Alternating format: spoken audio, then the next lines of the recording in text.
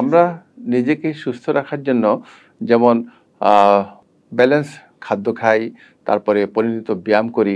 একইভাবে মাঝে, মাঝে শরীরের কিছু পরীক্ষা করে দেখা উচিত। এটলিস্ট বছরে ১ বার নিজের জন্মদিনের সময়টা বেছে নিতে পারি আমরা।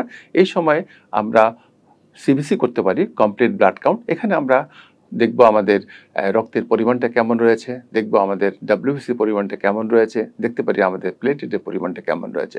এছাড়া অনেক সময় আমাদের ইউরিনের মধ্যে ইনফেকশন থাকতে পারে, তার জন্য ইউরিন পরীক্ষা করতে পারি।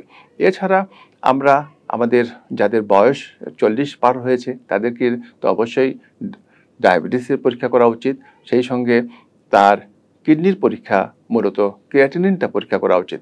এছাড়া আমরা জানি অনেক সময় আমাদের যাদের বয়স ৪০-৫০ হচ্ছে তারা অবশ্যই লিপিড প্রোফাইল বলে একটা টেস্ট রয়েছে।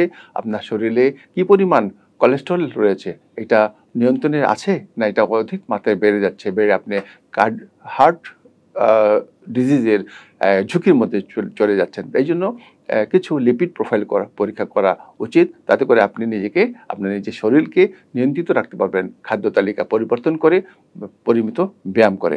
এছাড়া যারা আ ধূমপান করেন, মাঝে, মাঝে কাশি হয়, তাদের চেস্ট এক্স-রে করা উচিত এবং সেই সঙ্গে যদি বুকে আপনি কোনো সময় ব্যথা অনুভব করেন, হাঁটার সময় যদি আপনি চাপ অনুভব করেন, অবশ্যই আপনার ইসিজি এবং ইকো করা উচিত। একজন কার্ডিওলজিস্ট শরণাপন্ন হওয়া উচিত। আপনি যদি ডায়াবেটিসের রোগী হয়ে থাকেন, অবশ্যই আপনাকে হিমোগ্লোবিন A1C কমপক্ষে ৩-৪ মাস পর একবার পরীক্ষা করা দরকার।